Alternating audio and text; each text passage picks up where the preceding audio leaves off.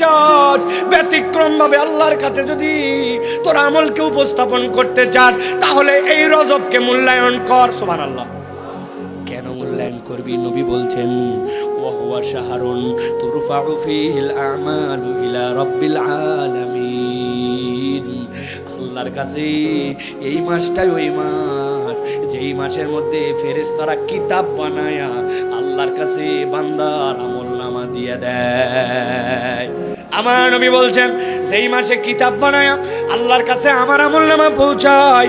আমার ইচ্ছা ফা উহিব্বু আন ইয়ারফা আমালি ওয়া আনা সাইম, আমি তো ভালোবাসি এইটা আমার আমলনামা যখন আল্লাহর কাছে যাবে ওই আমলনামায় লেখা হবে আমার নবী আমার বান্দা রোজা ছিল, আমি যেন রোজার হালতে আছি, এই অবস্থায় যেন আমার আমলনামা আল্লাহর কাছে পৌঁছায়। এই জন্য আমি নবী শাবান মাসের মধ্যে এত রোজা রাখি।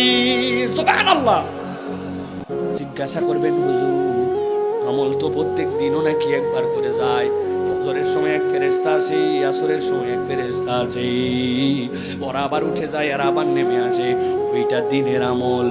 আবার মাসের মধ্যে আমলনামা আল্লাহর কাছে উপস্থাপিত হয়, সপ্তাহের আমলনামা বৃহস্পতিবারে যায়, কিন্তু পুরা বছরের যে আমলনামা আল্লাহর কাছে শাবান মাসে উপস্থাপন করা হয়। এই জন্য আমার নবী সাল্লাল্লাহু আলাইহি ওয়াসাল্লাম শাবান মাসে এত রোজা রাখতেন। এখন আমি ঈমানের সাথে আল্লাহর কাছে যদি ক্ষমা পেতে চাই, আমাকে কিন্তু একটু সুযোগ নেওয়া লাগবে। শীতের দিন বেলা উঠতে উঠতে 10টা বেজে যায়, 1টা 2টা পর্যন্ত ক্ষুধায় লাগে না, 5টা 18 19 20-এর মধ্যে আমার জন্য ইফতার।